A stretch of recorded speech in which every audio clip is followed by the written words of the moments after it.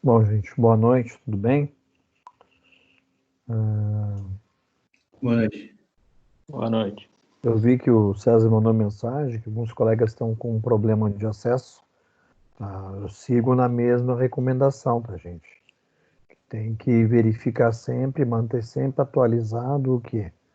Verificar como é que tá os cookies de navegação de vocês, se não está carregando muito lixo de memória aí. Se tu tá com o lixo de memória lá dos cookies muito carregado e não tá com uma qualidade de internet legal, acaba tombando o site, tá? Ou faz isso, ou muda para um navegador mais leve, como Mozilla Firefox ou Opera, tá?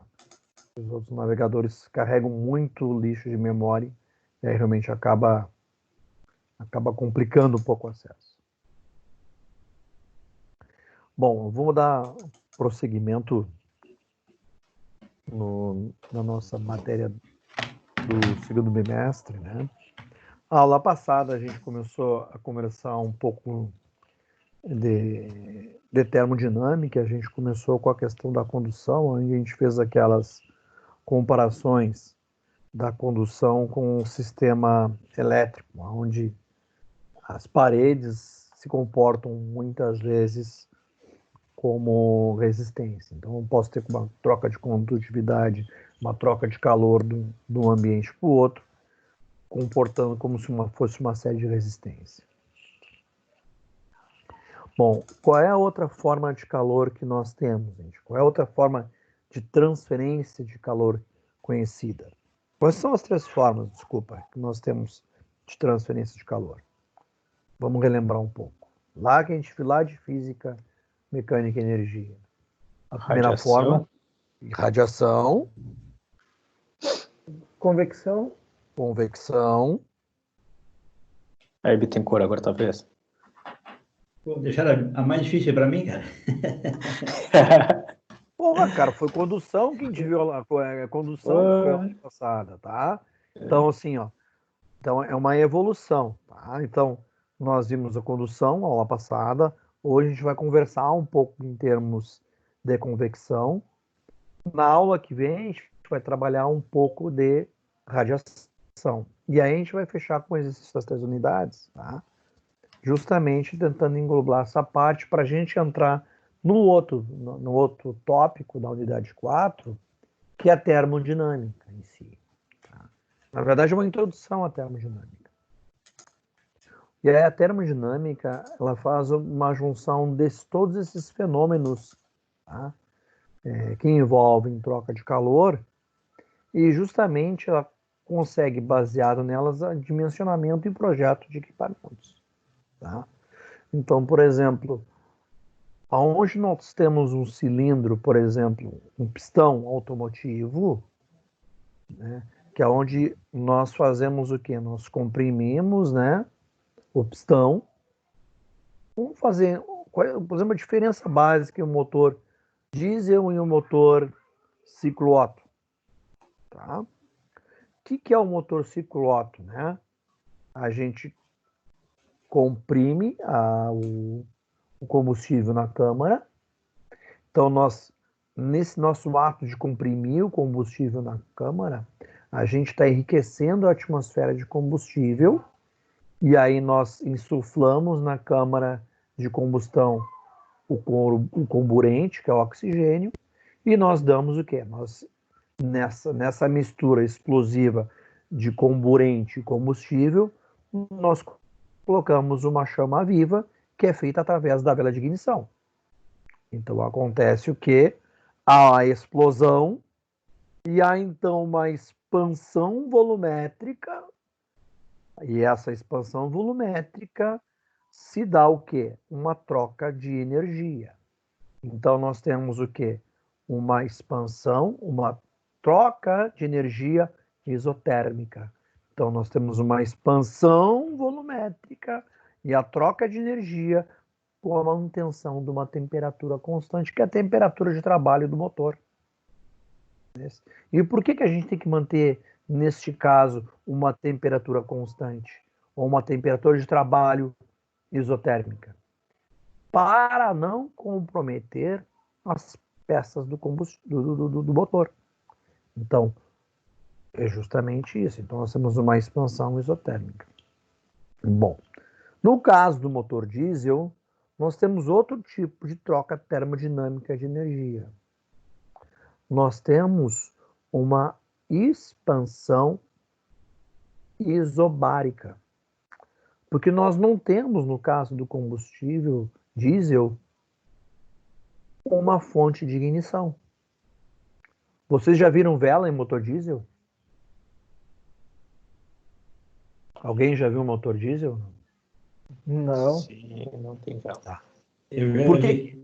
Por que ele não tem vela? Ele é por causa da pressão. Exatamente. Então, o incremento da pressão dentro do motor diesel me faz com que eu tenha a explosão que me faz a troca calorífica. Mas depois a gente coloca, no próximo tópico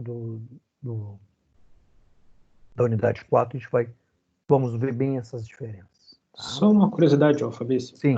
Aqueles motores de carro, aqueles que são de controle remoto, sabe? Que são Sim. combustível.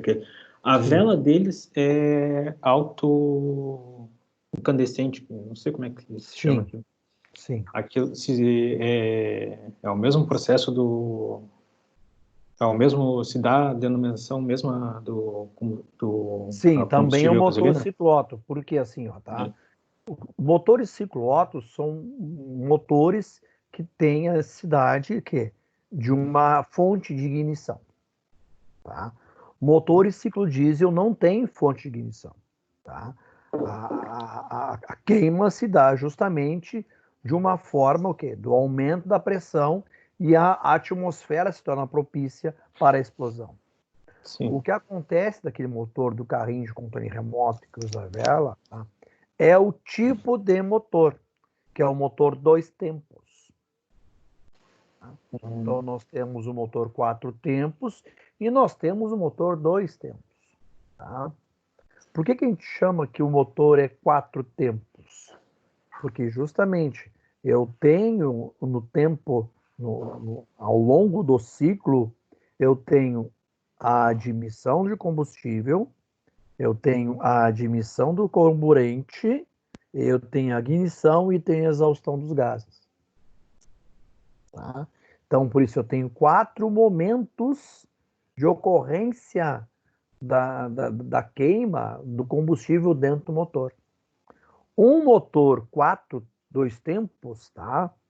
Ele, ao mesmo tempo que ele insufla o oxigênio, ele insufla o carburante e dá ignição. Então, ele simplesmente tem admissão e exaustão, admissão e exaustão. Eu não tenho a divisão do ciclo mais marcado como 4 tempos. Tá? E em função desse ciclo extremamente curto, o desgaste das peças são maiores. Então, por isso que o motor 2 tempos, tá? A necessidade da admissão do óleo lubrificante junto na queima, para auxiliar na refrigeração do motor e também para diminuir o desgaste das peças. No entanto, o que acontece no motor 2 tempos? Ele é um motor muito mais poluidor do que o motor 4 tempos, justamente pelo incremento do óleo lubrificante. Vocês conseguiram entender? Sim. Tá? Bom, então só que para a gente entrar nessa questão da termodinâmica, se faz necessário que a gente relembre e estude um pouco acerca dos 3 fenômenos básicos de troca de calor. E o da aula de hoje é justamente a convecção, ou seja, é aquela troca de energia onde não há necessidade de contato de 2 corpos físicos. Tá? Então, vamos lá. Então, justamente hoje a gente vai falar um pouco então de convecção. Desculpa, gente. Então, A convecção é a transferência de calor que é muito utilizada na indústria. Por exemplo, vocês na engenharia elétrica, vocês utilizam muito a convecção em que ponto? Vocês conseguem vislumbrar isso? Em que equipamento muito utilizado na engenharia elétrica a convecção é extremamente importante? Transformadores. Por quê? Para fazer a refrigeração, né? Isso. Tem duas funções, né? Isso. Então, exatamente ali, ó. Então, nós temos, por exemplo, lá no transformador, né? Na carcaça do transformador, nós temos o que? O nosso enrolamento mergulhado em um óleo, tá? Este óleo lá dentro, ele é um óleo que tem duas funções. Primeiro é fazer isolamento dos campos magnéticos dos enrolamentos, né? E também ajudar na refrigeração, como auxiliar no sistema de aletas. O sistema de aletas está projetado, está colocado na parte externa, na carcaça do transformador. Então, nós temos no transformador, na verdade, dois sistemas de refrigeração. Como eu estou falando mais em termos de convecção, é a parte de fora. Então, aquelas aletas, ou seja, aquele monte de... Vamos falar a linguagem dos leigos, né? Um pouco mais rudimentar. Assim. Aqueles monte de alcinha, um monte de ferrinho que vem por fora do transformador, aqueles ferrinhos justamente são as aletas, que a grande função deles é justamente o quê? Fazer a troca térmica do óleo que está quente dentro do transformador para o ambiente. Por quê? Se eu não tivesse esse sistema de aletas, se eu não tivesse esse sistema de refrigeração do transformador, a vida útil dos meus óleos isolantes ia ser reduzida no mínimo, a 60%, 70%. Então, a função é essa, dar segurança ao equipamento, tá? E aumentar a vida útil do óleo, tá? Então, ali, ó, quem nunca utilizou, por exemplo, então, um ventilador? Pode se refrigerar no dia quente. Tá, mas por que a gente utiliza o ventilador? O ventilador refrigera o ar. Vocês acham que o refrigerador refrigera, o ventilador refrigera o ar num dia quente? Ou não? Eu acho que ele só movimenta, né? Isso. E esse ato de movimentar auxilia o quê?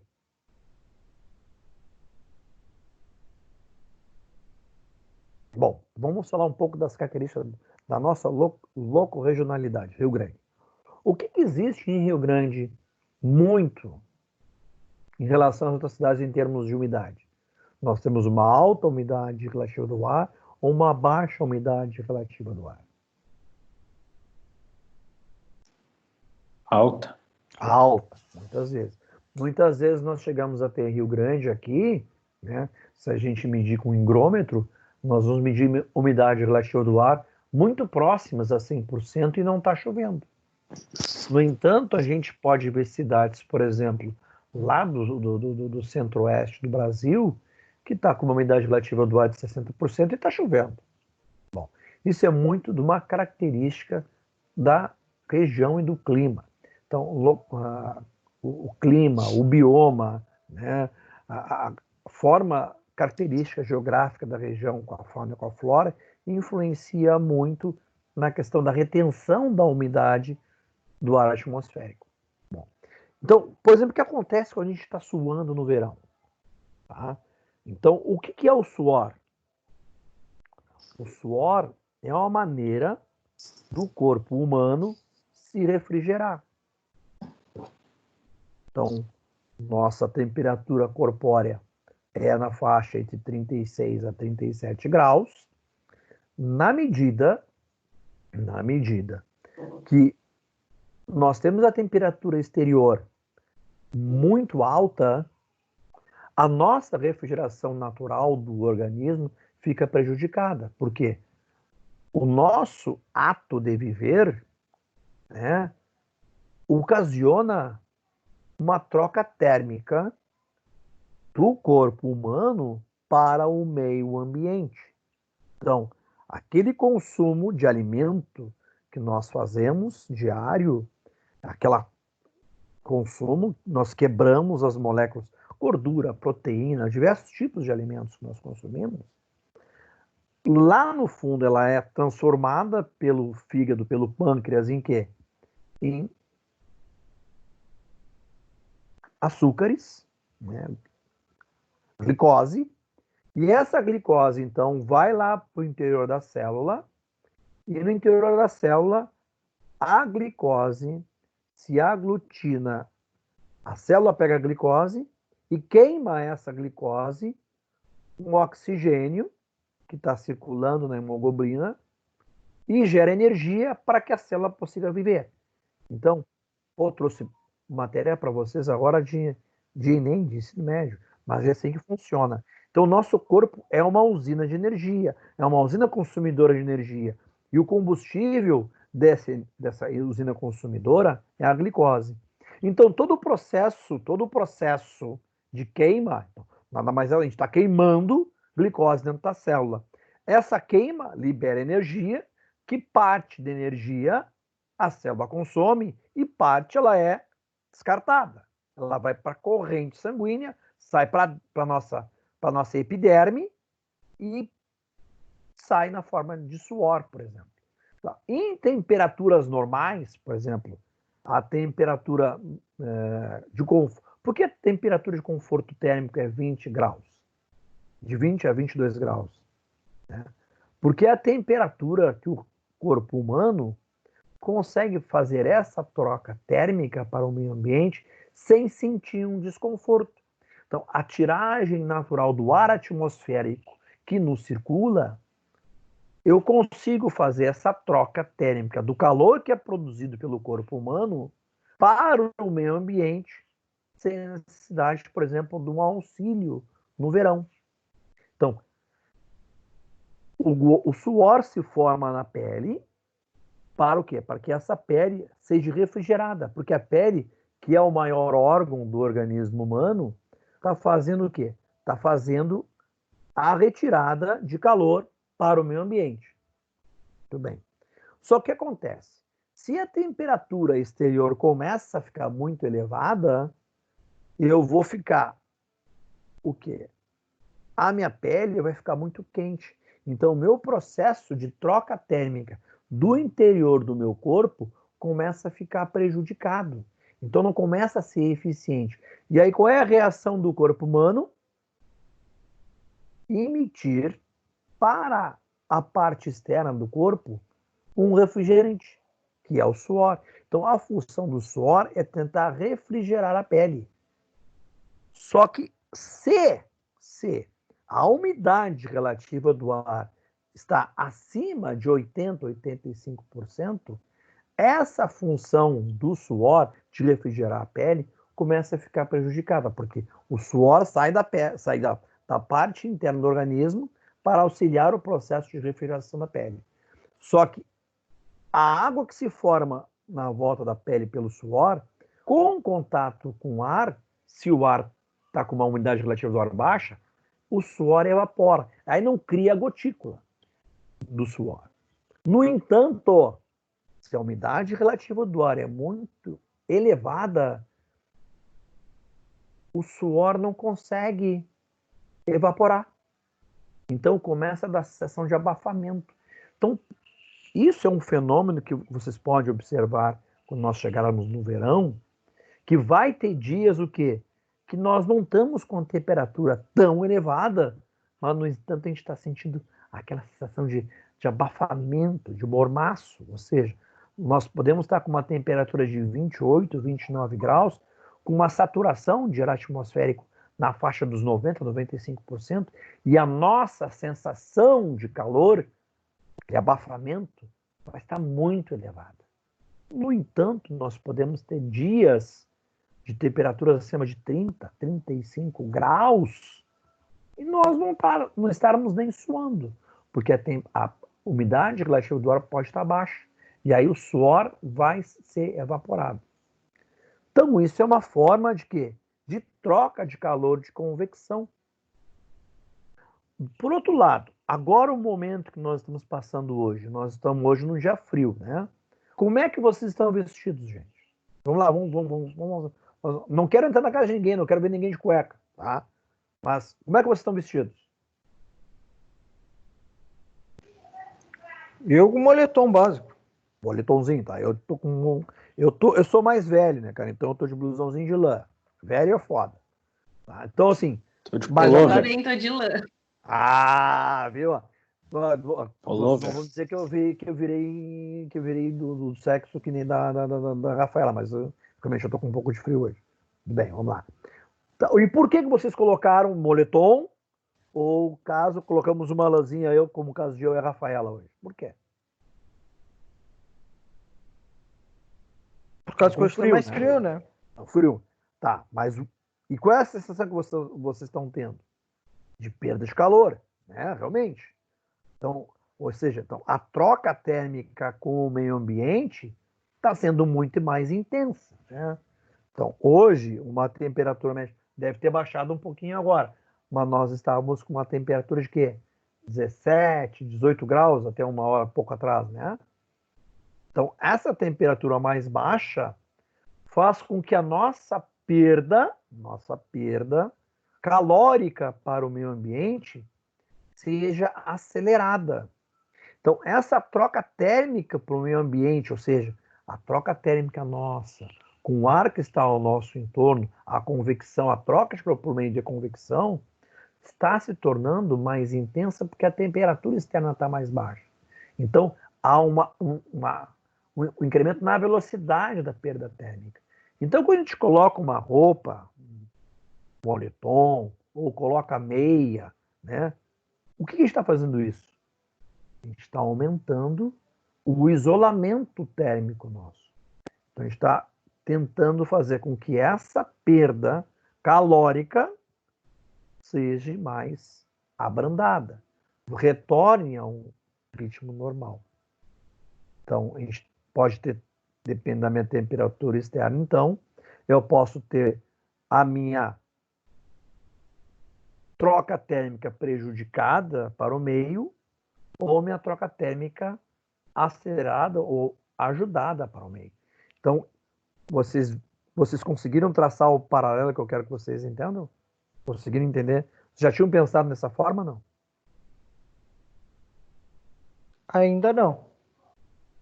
São coisas que a gente começa a pensar assim, e por que isso acontece? Por isso que é interessante a gente parar um pouquinho e pensar, tá, qual é o fenômeno físico que está ocorrendo aqui e que está nos propiciando tal propriedade. Então, isso a gente tem que começar a treinar um pouquinho. Desculpa, eu acabo sempre usando esse termo, é um termo meio horroroso, porque a gente treina cachorro, né? Então, digamos assim, nós estamos aprendendo a olhar os fenômenos naturais com outro enfoque. Então, vamos seguir um pouquinho na nossa teoria aqui, depois a gente volta a brincar um pouquinho. Então, vamos lá. Então, outro exemplo para que a gente pode utilizar a convecção no cotidiano é o simples fato de esquentarmos, por exemplo, a água numa panela de fogão. Esse processo envolve o conceito de ebulição, e que é uma das formas de troca de calor por convecção, onde eu tenho uma mudança de fase, né? Então, se a gente pegar aqui, por exemplo, vamos aquecer a água para fazer então ali uma macarronada, uma massa agora para janta. A gente vai botar a panela, vamos encher d'água, vamos tocar fogo, né? Vamos juntar aqui alguns processos de troca de calor. Então eu vou ter lá a panela sendo o fundo dela aquecida, né? Vou ter um calor ali direto de condução, né? Do fogo para a panela vai aquecer e a troca térmica vai se dar no fluido, na água. Quando essa água começar a aquecer, se vocês puderem observar, logo na interface superior da panela, que ela vai estar sem tampa, vocês vão ver pequenas gotículas de vapor subindo para o meio. Então, eu estou tendo troca ali de quê? De calor e de massa para o meio. Tá? Então, porque eu estou aumentando a minha energia cinética das moléculas com o calor e está me propiciando até que eu entre em mudança de fase. Aí, quando ela começa a fazer ebulição, vocês vão lá, vão colocar um pouquinho de óleo, vão botar um salzinho, vão botar o macarrão dentro. Então, esse ato da troca térmica da gotícula de água que estava na forma líquida, e ela eclode uma forma de bolha e sai para o meio ambiente, é um exemplo de troca térmica de calor por convecção. Tá? Agora, se nós tamparmos, por exemplo, ali a panela, algumas gotas, claro, vão sair, porque vai fazer uma pressão de vapor da tampa e vai ter um escape de vapor pelas laterais, mas, no entanto, vocês vão notar o quê? Que na tampa da panela, como ela está mais fria do que o vapor que está saindo, vai ocorrer o processo de condensação. Nós vamos ter uma condensação na tampa da panela. Muito bem. E na indústria, nós usamos diversos processos de troca térmica com o uso da convecção. Então, em processos de fabricação mecânica, em processos químicos, em processos farmacêuticos, secagem de alimentos, né? Por exemplo, aqui, vamos trazer um pouco para a nossa área de trabalho, aqui para a nossa locorregionalidade. Nós estamos em plena safra de soja, né? Então, qual é um processo, como é que eu armazeno, como é que eu aumento a vida, digamos assim, a qualidade da armazenagem da soja dentro do armazém? Eu tenho que reduzir o quê? A minha quantidade de micro-organismos que tem nessa soja, né? Aonde há a possibilidade de ter micro-organismo na soja é justamente em quê? Na água que a contém. Então, todo grão, todo o ser vivo possui água. Então, o que a gente faz antes de largar a soja do armazém? A gente seca a soja. Tá?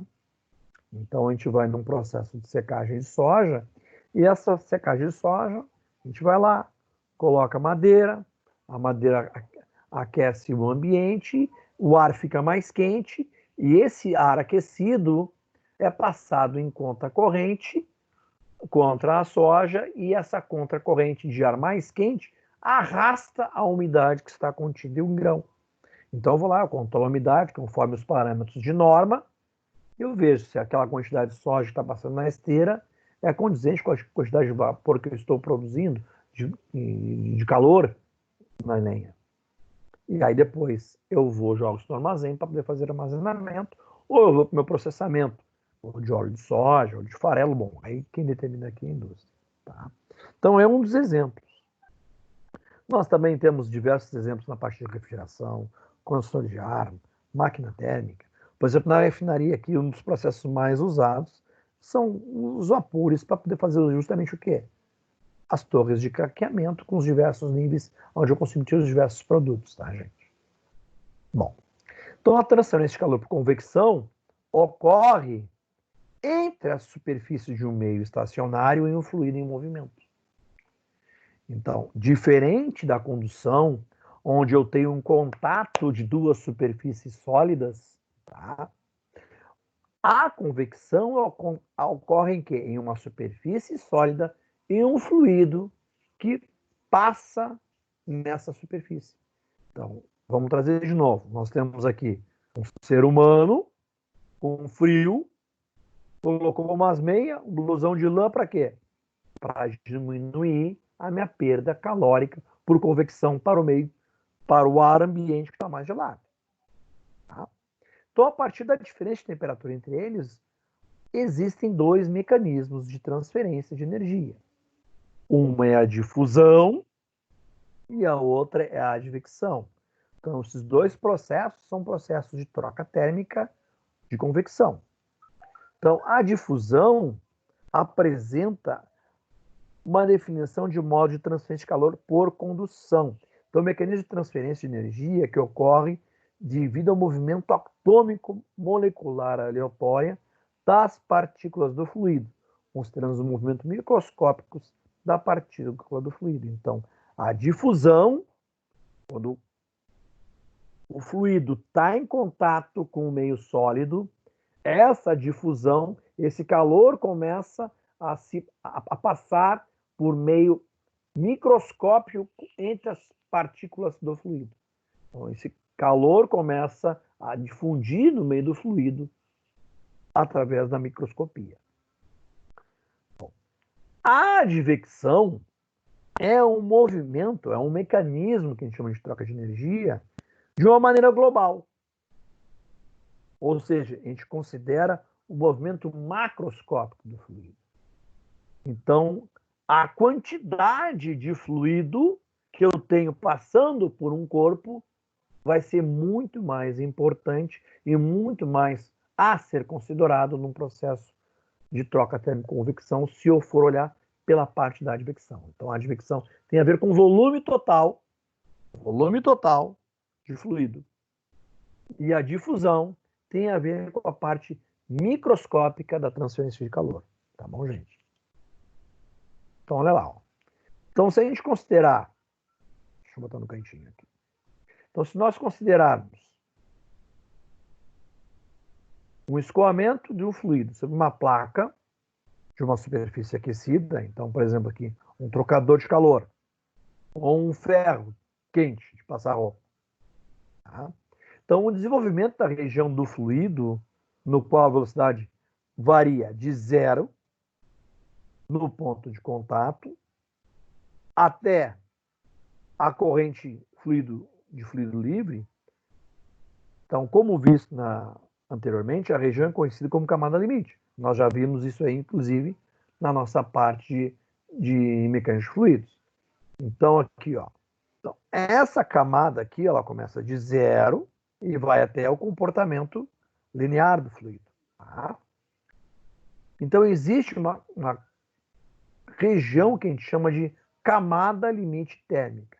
Se nós, na mecânica de fluidos, nós tínhamos uma camada limite de fluido, de movimento do fluido, analogamente, nós vamos fazer essa mesma análise com a troca de temperatura. Só que aqui, por exemplo, se eu pegar uma superfície com uma temperatura maior, e aqui eu vou ter um fluido que está refrigerando essa minha temperatura, eu vou sair de uma temperatura alta para uma temperatura baixa. Só que nós consideramos sempre o quê? Há fluxo de calor sempre da temperatura maior para a temperatura menor. Então, nós vamos ter o comportamento aqui da temperatura maior para a temperatura menor aqui. Então, nós vamos ter uma difusão da temperatura. Se nós vamos comparar aqui, ó, eixo Y na vertical e o X na horizontal, no sentido do comprimento da placa, sempre da maior temperatura para a menor temperatura. Então, no centro da minha camada de limite, ou seja, quase no final da minha camada limite, aqui quando eu saio do meu comportamento turbulento de troca térmica, vai ser minha temperatura menor. Então lá, ó.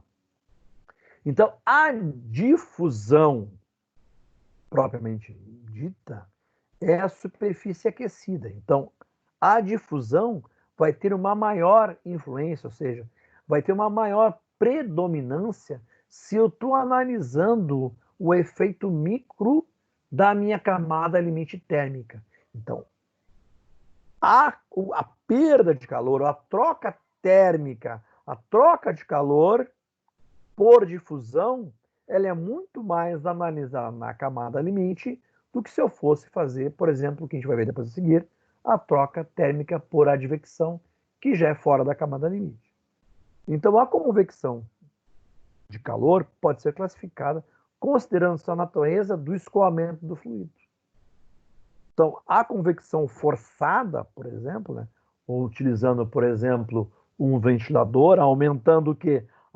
Aumentando a turbulência da camada limite. Por exemplo, como está aqui um ventilador ou uma bomba hidráulica, onde eu forço, eu aumento a minha vazão, eu aumento a velocidade com que o meu fluido se choca contra as paredes do meu duto. E já a convecção natural, né, ou seja, a simples tiragem natural, sem o incremento de um ventilador, tá? Eu já vou tomar essa comparação já como se fosse uma advecção. Então, a variação de temperatura entre as partículas de fluido é devido ao aquecimento, ao resfriamento. Então, olha, como por exemplo, a gente está utilizando aqui, por exemplo, as placas em um circuito integrado. Vocês vão começar a gostar disso aqui.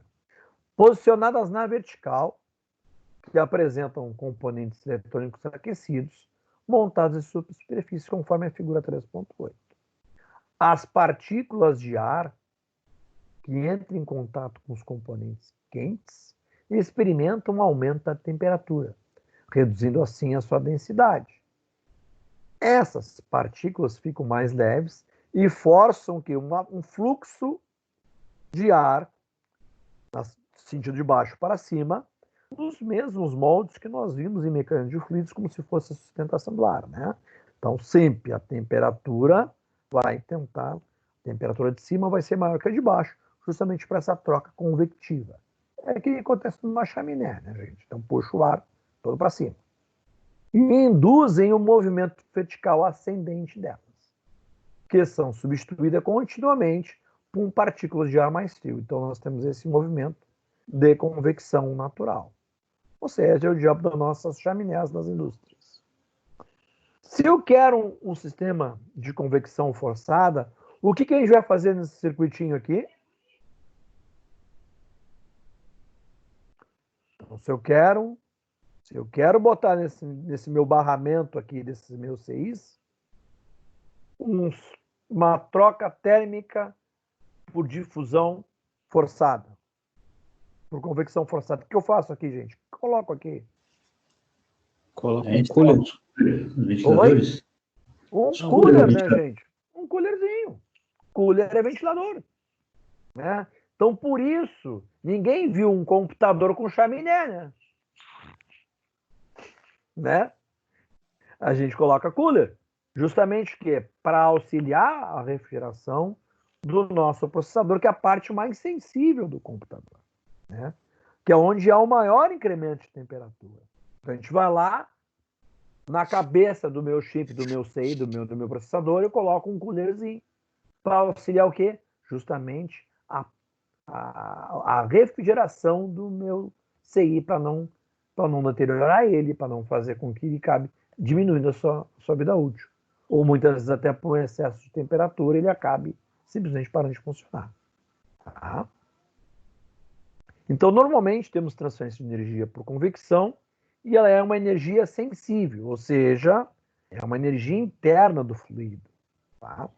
Todavia, existem processos de convecção em que a energia é transferida de forma latente, que é o responsável pela mudança de fase dos líquidos. Então, nós temos uma energia sensível e temos uma energia latente. Bom, uma coisinha bem tranquila da gente entender um pouco da diferença entre energia sensível e latente. Energia sensível, gente, é aquela onde, aos poucos, a temperatura interna do meu fluido vai subindo.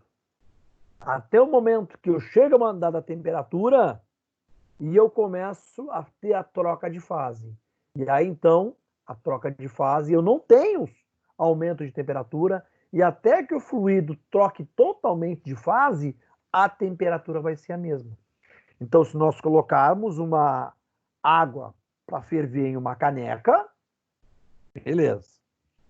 Colocamos. Se nós colocarmos um termômetro ali dentro, a temperatura da água que está na caneca, ela vai subir até que temperatura? 100 graus. Quando ela chegar a 100 graus, ela vai começar a evoluir. E ela vai sair toda. Nós vamos ligarmos o fogão, a água vai ser toda evaporada. E quando a água é evaporada, aí sim, aí eu começo a subir a temperatura. Então, se nós, por exemplo, fecharmos um conduto, né, que é o que acontece em caldeira, a caldeira aquece até o momento que ela chega a 100 graus. Se eu não colocar mais suprimento de água, o que vai acontecer depois que ela evolui? Ela se transforma em vapor superaquecido. E se eu colocar... Evapora. Desculpa, evapora. E se eu continuar colocando calor, eu vou transformar esse vapor em vapor superaquecido. Tá? Então, eu tinha nada mais que eu criei uma caldeirinha, troquei de fase de líquido para vapor, e se eu continuar colocando calor, eu não vou ter mais essa troca de fase. Eu vou para vapor superaquecido. Não estou falando aqui em plasma, tá, gente?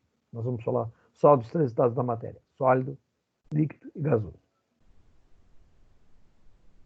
Alguém já fez uma experiência legal de fazer isso? Eu sei que falar em fazer churrasco nessa época é judiaria, né? Porque acho que ninguém está conseguindo fazer churrasco. Eu não sei quem tem. É que eu moro em apartamento, então não tem como fazer a churrasqueira do condomínio aqui. Então, o que vocês fazem quando levanta a labareda no churrasco de vocês? Coloca água. Bota água como? Joga em cima do carvão ou da lenha e rale-se? Com a garrafinha, né? É esperto, né? Sabe, né? Gente, só dá uma salpicada, só.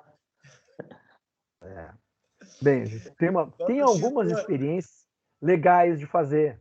Tá? Tomem cuidado para não acabar com o churrasco. Tá? Por exemplo, existe uma coisa que é intrínseca, e você já viu isso lá em física experimental e energia, que é a capacidade calorífica. Tá? Então, cada substância e cada corpo tem uma capacidade de absorver, né, ou liberar calor. Isso é capacidade calorífica, isso é intrínseco de cada substância. Bom, eu posso, nessa situação do churrasco, estou fazendo churrasco, a carne é gorda para diabo, aquela costela bonita, a janela pingando aquela gordura espetacular e levando aquela labareda do diabo. Mas não quero fazer isso. Né? Não fica parelha a carne, vamos ser um bom assador, não fica parelha a carne. Aí o que o cara faz? O cara vai lá e pega a garrafa PET, faz os furos na tampa e toca a água dentro. Né? Bom, aí ele não está fazendo churrasco, está defumando a carne. Então o que o índio velho faz? Ele vai pegar um saco plástico, ele vai encher de água, tem que tomar cuidado para não ter furo no saco plástico. Ele vai calmamente botar o saco plástico cheio d'água em cima do fogo. Tá de sacanagem comigo. É plástico, vai queimar com calor. Não vai queimar. Porque a capacidade calorífica da água é menor do que a do plástico. O que quer dizer isso? Que a capacidade de troca térmica da água é maior do que a do plástico. Então, o que vai acontecer com a água que está dentro do saco plástico? Ela vai aumentar a temperatura até o momento que ela vai começar a evaporar. Ela vai começar a ferver dentro do saco plástico. Então, o que acontece?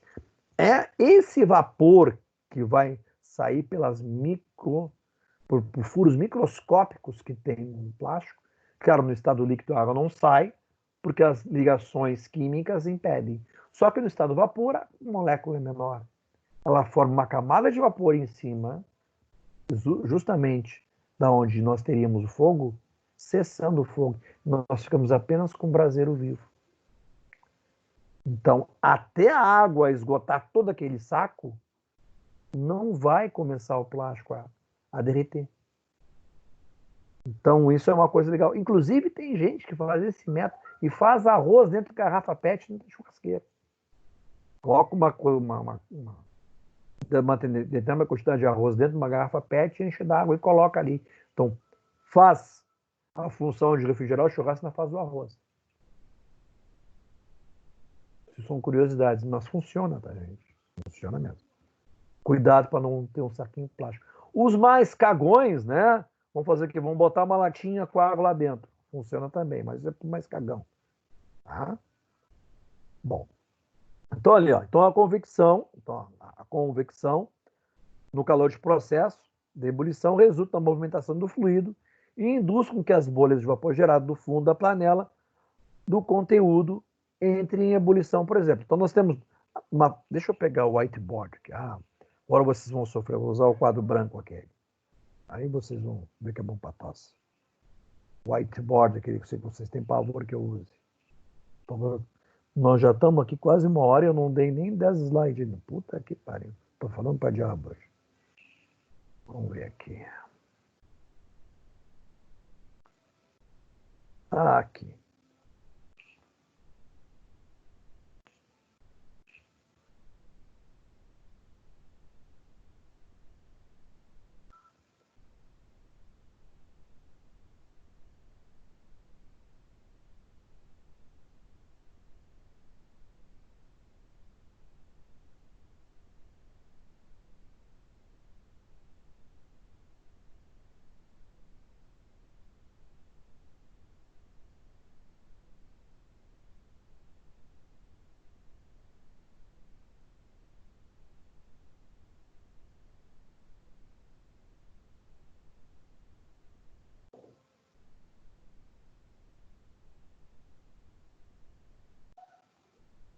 Bom, então, vamos imaginar a nossa panelinha aqui, ó. A nossa chaleira. Porra, coisa horrível.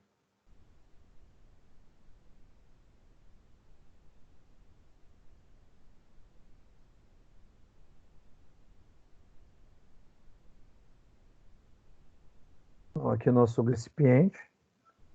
Tá, aqui contém o fluido. Tá. Aqui em vermelho é a nossa fonte de ignição. Bom. E aqui nós temos fluido. O que ocorre? A temperatura começa a subir, o calor começa a trocar calor sensível. Então, no caso hoje aqui a água estaria a uns 15 graus. Coloquei a panela no fogo e o calor está sensível. E a temperatura vai subindo, subindo, subindo, subindo, subindo, até o momento que essas gotas que estão aqui embaixo, aqui, ó, a gente não vê. Mas nós temos microporos do metal. Esses microporos servem como se fossem pequenos vasinhos de troca térmica, aonde criam-se pequenas bolhas de água. Essas bolhas de água vão subindo, vão crescendo, vão subindo, vão crescendo, vão subindo, vão crescendo. Então, dentro dessa bolinha azul tem vapor. Ela vai subindo, até que ela chega na superfície e explode. Explode na forma de ar e de vapor, e esse vapor vai para a atmosfera. Então, esse é o processo. Então, fala. As bolhas vão aumentando de tamanho porque elas vão adquirindo energia. A energia está embaixo aqui, ó. Minha troca de energia está embaixo. Então, ela começa aqui e vai subindo, ó. Porque ela forma uma bolha de gás, tá? E esse gás é envolto em líquido. Então, aquelas bolhas que a gente vê aqui em cima, na panela, é justamente porque o gás está a uma temperatura maior do que a do líquido. Ah, sim. Tá bom, Então, Bruno. quando ela chega na superfície aqui, essa bolinha que explode aqui, ela está a 100 graus. Só que aqui envolve a bolha, ela está um pouco abaixo de 100 graus. Porque eu estou fornecendo calor e eu estou em calor latente. Quando eu começo a ter esse processo de evolução muito grande, aí eu começo o que a gente chama de calor latente. Eu paro de ter calor sensível. Então, todo aquele fornecimento de calor que seria empregado para a troca de temperatura, para o aumento de temperatura, não é mais necessário para aumento de temperatura, e sim é necessário para a mudança de fase. Então, todo esse calor que é fornecido pela minha fonte de ignição aqui, ele é transformado não em calor sensível, mas em calor latente para a troca de fase. Então, eu quero que vocês tenham bem isso em mente, tá? Calor sensível, sempre quando eu falar em calor sensível, a gente está falando em incremento na temperatura. Quando a gente está falando em calor latente, eu estou tendo troca de fase. Tá?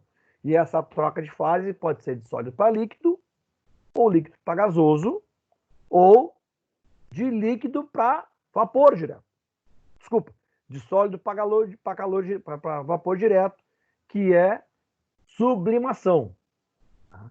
Nós temos alguns sólidos que têm esse comportamento, por exemplo, né? A cânfora é uma substância que ela não tem fase líquida. Quando tu aquece, ela migra direto da fase sólida para o vapor.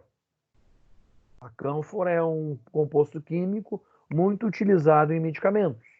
Tá? Bom. Vamos aqui. Vamos seguir o baile. Vamos aqui do slide atual. Então, Newton colocou uma lei acerca do resfriamento, onde diz que a convecção de calor pode ser classificada considerando-se a natureza de escoamento do fluido. Então, se a convecção é forçada, ou seja, ocorre quando o fluido é causado por um meio externo, tal como um ventilador ou uma bomba hidráulica. Isso a gente já viu na teoria anterior. Tá? Então, sempre que eu tiver falando em calor, em convecção forçada, eu vou ter sempre um meio mecânico, ou seja, eu vou ter um meio que está auferindo trabalho ao meu fluido para acelerar esse meu processo de resfriamento. A convecção natural já é chamada a convecção livre, onde eu tenho uma troca muito mais branda de temperatura, onde essas forças originam apenas da densidade do fluido com o meio. Tá? Bom, o que nos diz a lei de Newton? Não, mas é a formulação. Tá? Ele diz que o fluxo de calor por convecção é dado por essa equaçãozinha de baixo aqui, né? E que é chamado a equação de resfriamento de Newton, aonde o que é o fluxo de calor por convecção, que é dado pela relação de watts por metro quadrado. H é o coeficiente de transferência de calor por convecção. Isso aqui é uma propriedade do fluido. Cada fluido tem um coeficiente de transferência de calor por convecção. E é dado por watt, metro quadrado por Kelvin. É importante ressaltar isso, tá, gente? Sempre, essa equação aqui, a gente tem que converter a temperatura para Kelvin, que é a temperatura absoluta. Tá? Então, o TS é a temperatura da superfície. Tá? E o T infinito é a temperatura de escoamento, ou seja, é a temperatura que está escoando o fluido. Tá bom, gente?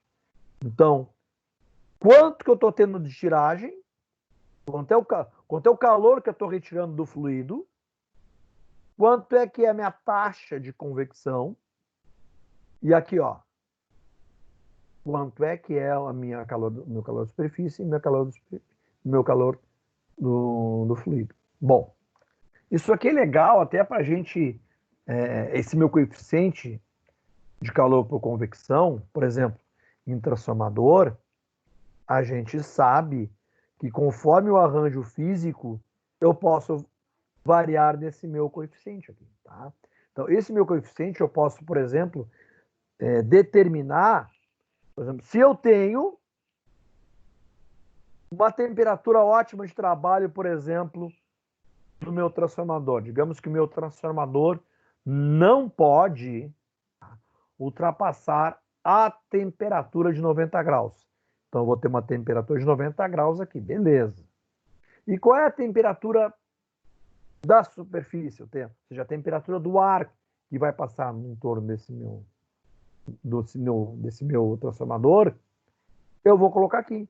Então, por exemplo, eu vou colocar a temperatura sempre de pior situação. Por exemplo, eu estou calculando qual seria a taxa que eu teria que tirar de calor, tá, do meu transformador no verão.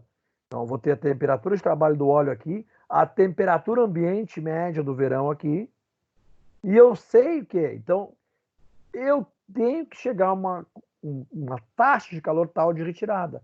Então, esse H aqui eu posso melhorar ele, né, com o quê? Com aumento de aleta. Então, por isso que esse valor aqui é muito importante de obter em projeto de transformador, de máquinas térmicas, de trocador de calor, tá, gente? Então, esse valor aqui a gente pode determinar com isso, com arranjo físico e com o tipo de refrigerante que a gente vai usar também. Tá?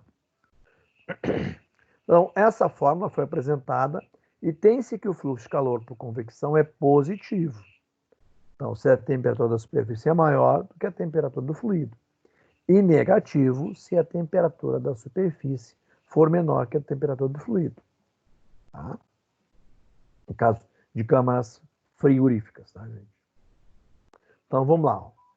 O quadro 3 abaixo, tá, apresenta valores típicos de coeficiente de transferência de calor por convecção. Nota-se que o H atinge valores maiores para a faixa de convecção forçada em comparação com a convecção natural. Além disso, o coeficiente H atinge o valor de até 5 vezes maior do que a convecção forçada para o caso de termos mudança de fase, ou seja, já o calor latente, não sensível. Tá? Então, se eu estou usando um processo de convecção natural, tá? Então, geralmente, o meu H vai estar na faixa entre 2 a 25 watts metro cúbico vezes Kelvin. Tá? Para líquidos, aumenta um pouco, ou seja, porque a minha área de contato é maior. Então, minha área de contato é maior, porque a interação das moléculas é maior, ele está mais próximo. Né? Eu tenho uma densidade de fluido maior, então tem uma possibilidade de troca térmica maior. A convecção forçada para gases, então olha aqui, ó, a convecção natural de 2 a 2,25. A convecção forçada para gases vai de 25 a 250. Então olha aqui, ó, olha quanto que a gente subiu aqui, quase 10 pontos. Ó. A convecção forçada para líquidos, olha aqui, olha a comparação, ó. E se eu tenho ebulição e condensação, então esse meu coeficiente dispara. Então, o calor por convecção é dado pela equação que nós vimos aqui, bonitinho, tá? Então, nada mais é do que uma abertura um pouco maior daquela tabela que nós vimos anteriormente, tá, gente? Então, aqui, ó. Então, convecção forçada de gases. Convecção natural, aqui está errado. Isso aqui é do portal de vocês, mas isso aqui está errado. Aqui, ó. Se vocês olharem. Opa, isso é aqui, estava adiantando. Olha aqui, ó. A convecção natural de 2 a 2,25. A forçada de 25 a 250. Ó. Aqui é natural, tá, gente? Aqui é natural. Aqui é forçada. Tá?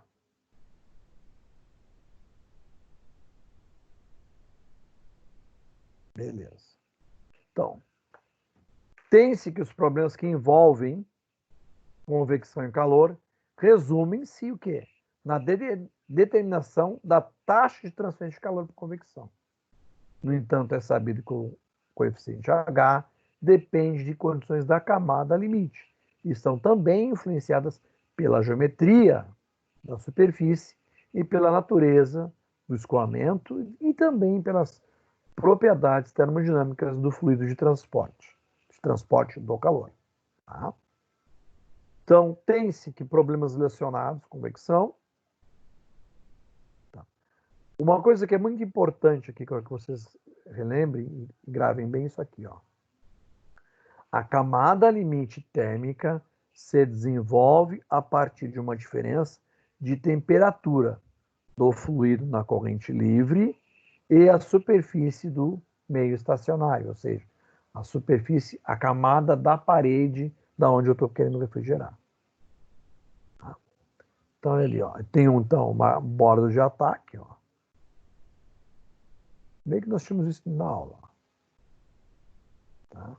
Então, um bordo de ataque é o perfil onde a temperatura é uniforme, ou seja, a temperatura da parede.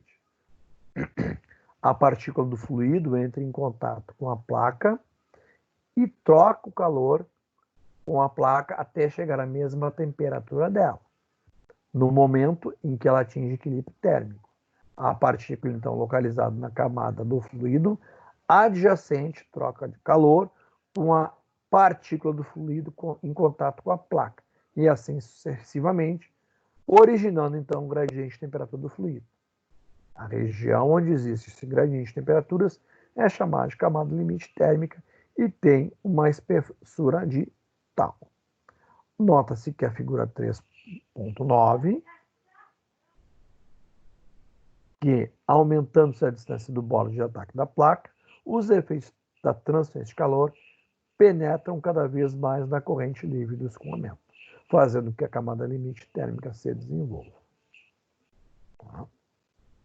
Coeficientes convectivos local e médio.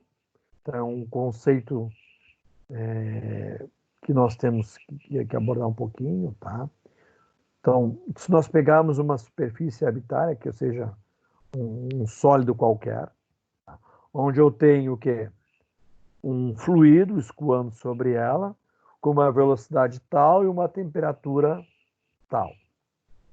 Então, eu vou ter o quê? Vou ter uma área de contato, conhecida da minha superfície, e eu vou ter uma superfície da estrutura. O meu calor que é retirado dela vai depender de quê? Da minha área de contato da superfície com o fluido. Então, olha lá. Então, aqui, ó. A minha quantidade de calor vai ser o quê? Quanto de área vai ser retirada pelo calor em função da área. Ó. Então, como eu tenho aqui que as minhas temperaturas da placa e do fluido são uma constante, eu consigo jogar isso para fora da integral.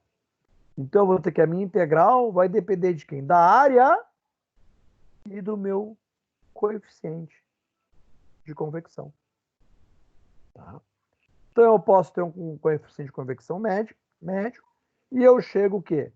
Que o meu calor é o meu coeficiente de convecção média vezes a área de contato vezes a diferença de temperatura. Bom, gente. Só outras formas de escrever a fórmula. Tá? Escoamento laminar e turbulento. A camada ali. Oi. Ali naquela fórmula anterior ali, o H, ele varia? Não seria uma constante? Não, ele depende. Varia. Olha aqui o que eu disse para vocês aqui, ó. O H, ele é uma função, tá? Olha aqui, ó. Aqui, ó. O H depende de condições de camada limite, eu dependo da condição da camada limite, que são influenciadas pela geometria da superfície, natureza do escoamento e propriedade termodinâmica do fluido. Tá? Então, o H ele depende de 3 fatores. Das condições da camada limite, da geometria da superfície. E como é que eu altero a geometria de uma superfície? Colocando a letra. Ou colocando ressaltos, a natureza do escoamento e pelas propriedades termodinâmicas do fluido. Então, por exemplo, como é que eu melhoraria, por exemplo, a retirada de calor de uma placa? Se eu não consigo, por exemplo, mudar o fluido, o tipo de fluido... Desculpa.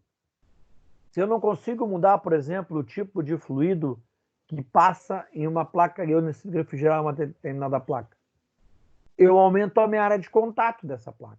De que forma que eu aumento a minha área de contato? Colocando aletas nela. Então eu aumentei minha área de contato aonde o fluido vai passar. Consequentemente, a minha perda calórica vai aumentar. A minha taxa de calor vai aumentar. Então, por isso que o H é uma função da geometria da superfície. Olha lá, ó. Que é o que a gente vê justamente aqui, ó. Tá? Então, o H é uma função tanto da área como do comprimento. Tá? Tá bom? Por exemplo, se eu tenho uma placa muito fina, por exemplo, se a área não é tão impactante em relação ao escoamento que eu tenho, por exemplo, só que eu posso usar esse exemplo aqui em dutos, tá? De vapor, onde muito mais importa o comprimento do que a área. Tá bom? Beleza, obrigado. Então, escoamento laminar e turbulento.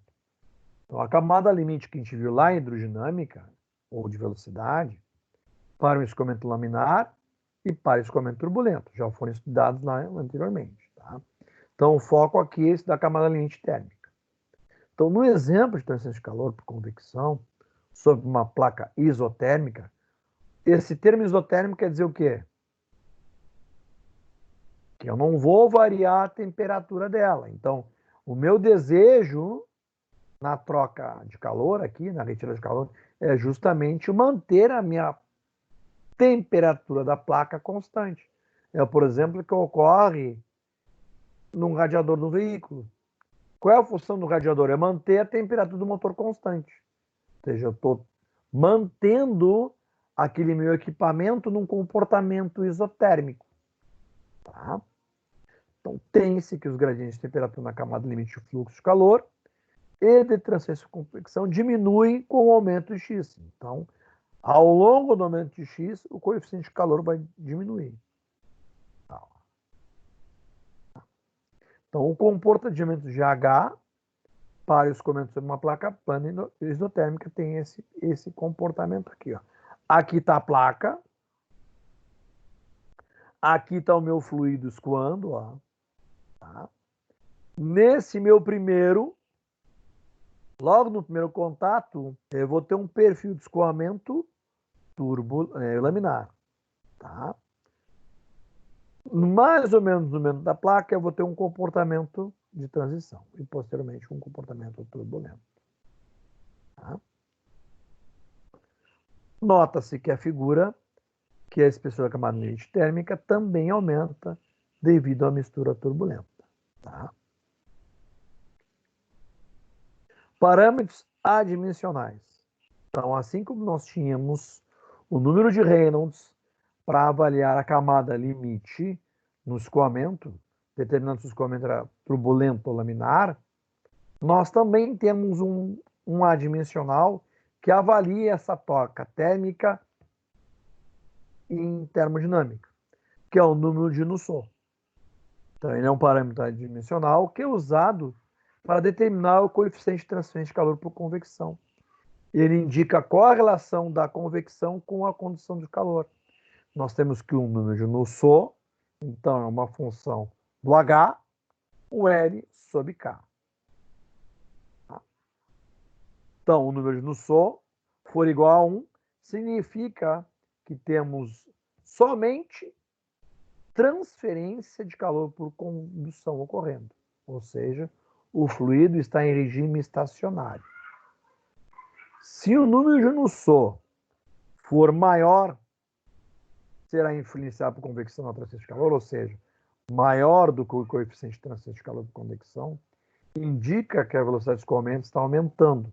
Então, há um aumento do número de Nusselt. Relacionando-se à análise dimensional, nota-se que o número de Nusselt médio é uma função do número de Reynolds e do número de Prandtl. Então, eu consigo ter uma correlação com o número de Reynolds e de Prandtl. O número de Prandtl é um parâmetro dimensional muito utilizado para determinar a relação da espessura da camada limite.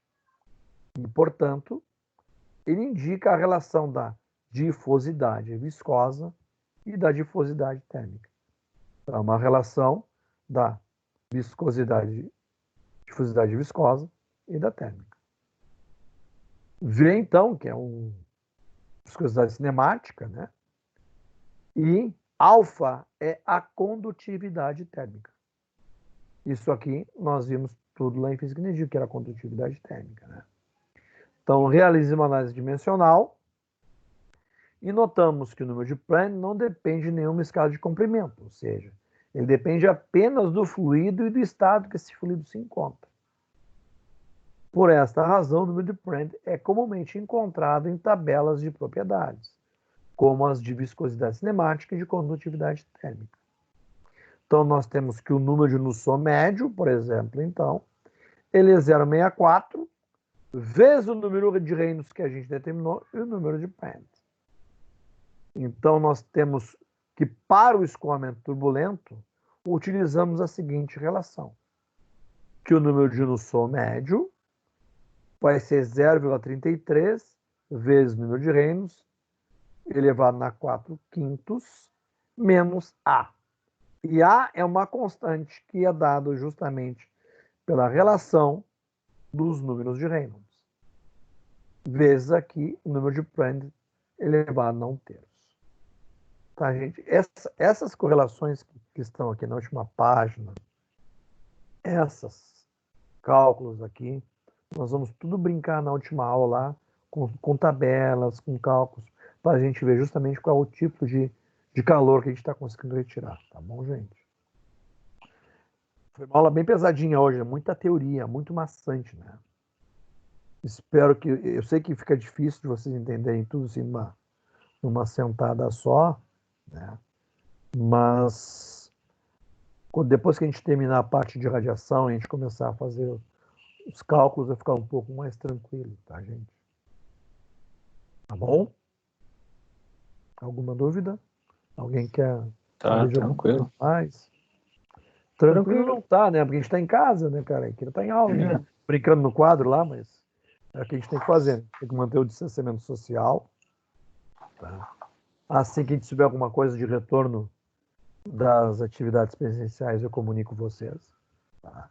A princípio, nós estamos com um retorno previsto para o dia 18, mas vamos aguardar aí que a Croton vai nos comunicar na próxima semana aí, que a gente depende também dos decretos estaduais. Né?